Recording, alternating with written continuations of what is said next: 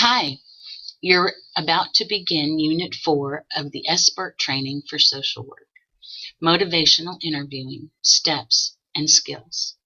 This is Mo Cuevas, and I'm going to go through this PowerPoint with you. It's the meat of what we're doing. At the end of the session, you will be able to identify the basic steps of MI, the core skills of MI, and get a chance to practice using them. There are 4 steps in the motivational interviewing process: engage, focus, evoke, and plan. Engaging is getting the client to realize that you're connecting with them. You express empathy, you ask questions, you affirm them, you show your support for their ability to make their own choices. But it's constantly about letting the client know that you want to be there with them and want to help them make their choices. You focus. That's about bringing the focus to what you need to be discussing. You do it by reflecting and summarizing and developing the discrepancies, so helping someone to see that they're conflicted. You evoke by motivation and concerns, and you want to evoke the motivation that they have for change, and you want to let them express their concerns. And then you plan. You raise the subject, you support self-efficacy, and you address the elements of change. Sometimes it really is important to write out the action plan so that you see it, it's concrete and tangible, and both of you agree that that's what you'll be working on. Motivational interviewing core skills. The core skills of motivational interviewing are ORS: open-ended questions, affirmations, reflections, and summaries. So asking those questions, affirming the client, reflecting back what the client has said, and summarizing the discussion. Using open-ended questions, this allows the client to convey more information. It encourages engagement and helps you feel connected, and it opens the door for exploration. What are open-ended questions? They're questions that gather broader information. They require more of a response than a simple fill-in-the-blank or yes or no. They often start with words such as how, what, tell me about, or tell me more. And they usually go from general to specific. Using open-ended questions is a basic interviewing skill, and we really want you to build on being able to do that. Why use open-ended questions? Well, if you have closed-ended questions and the client just has to answer yes or no or fill in the blank, it puts the client into a passive role, and there's no opportunity to explore the ambivalence they might be feeling because you haven't been able to get to that. Open-ended questions give you that opportunity. Close-ended questions are typically really for gathering very specific information. They tend to solicit yes or no or fill in the blank answers, and they convey the impression that the agenda is not focused on the client, that it's focused on gathering the information. Turning closed-ended question into an open-ended one. Do you feel depressed or anxious? Take a minute and think about how you can make that an open-ended question.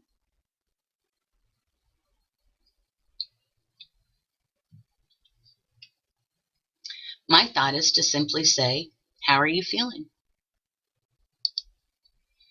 The next part is using affirmations. So what is an affirmation? It's a compliment or statement that conveys your sense of appreciation and understanding. And we use affirmations to praise positive behaviors, support the person as they describe difficult situations, or help them to see the positive in what they're saying. We affirm because it builds rapport, it reinforces the open exploration, and it helps to support self-efficacy and prevents discouragement. But it has to be done sincerely. If you're not sincere in your affirmation, it just comes across as if you're not really there to care about the client. They might include commenting positively on an attribute. I really appreciate your determination. Whoops, that was 2 of them. A statement of appreciation. I really appreciate your determination. A compliment. Thank you for your hard work today, or you worked really hard today. The third part of the ORS is reflective listening, and this can be one of the hardest skills to learn. Reflective listening is a way of checking rather than assuming that you know what the client meant. It involves listening and understanding the meaning of what the client says, making sure that you have it totally clear. Understand what the client's saying and respect the feelings that go along with that. If you have this accurate empathy, it can be a predictor of whether the client is willing to change their behavior. Why do we listen reflectively? It demonstrates that you have accurately heard and understood the client. It strengthens the empathic relationship. And it also helps the client to feel valued, like you really do care about being there. We listen reflectively to encourage further exploration of problems and feelings. And it can be used strategically to facilitate change. There are different levels of reflection. The first one is simple reflection. It stays close to what the client has said, sometimes repeating it directly, sometimes rephrasing, and sometimes just substituting synonyms in for what the client said. So if the client says, I hear what you're saying about my drinking, but I don't think it's such a big deal, the social worker might say, so at this moment you're not too concerned about your drinking. Simply reflecting back what the client has just said. Complex reflection makes a guess. It's paraphrasing, it's the simple reflection, but continuation of that.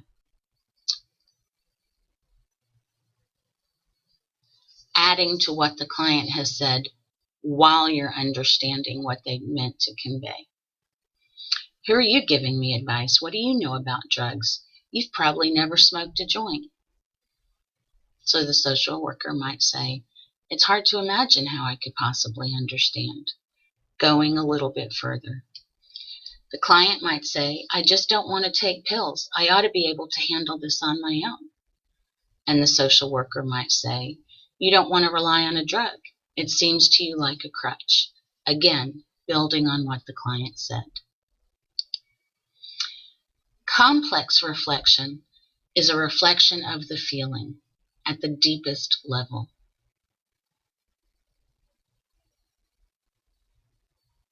So rather than just paraphrasing what the client says or adding something to it, you're going for really understanding the feeling that was expressed. So if the client says, my wife decided not to come today, she says this is my problem and I need to solve it or find a new wife. After all these years of me using around her, now she wants immediate change and doesn't want to help me? So the social worker, focusing on the feeling, says, her choosing not to attend today's meeting was a big disappointment for you. A double-sided reflection is a reflection that attempts to reflect back both sides of the ambivalence that the client is experiencing. but I can't quit smoking. I mean, all my friends smoke. So you can't imagine how you could not smoke with your friends. And at the same time, you're worried about how it's affecting you. Yes, I guess I have mixed feelings. So that allows you to identify the different aspects of the ambivalence so you can really explore them. The last piece of VORS is to summarize, and you periodically summarize what has occurred in the session. You might use summaries at the beginning of a session when you're summarizing what's been done before. You might use summaries at the end of the session when you're summarizing what you've just been through, or as a transition point.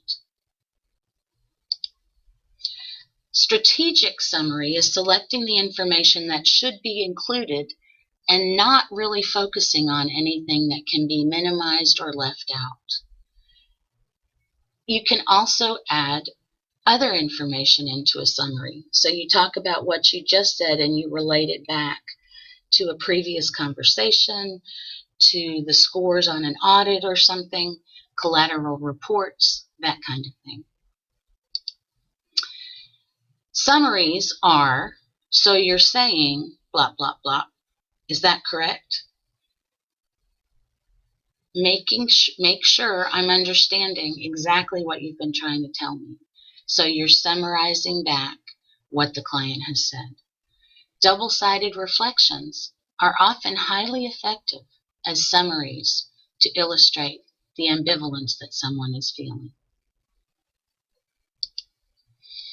In this session, you've learned the steps and core motivational interviewing skills.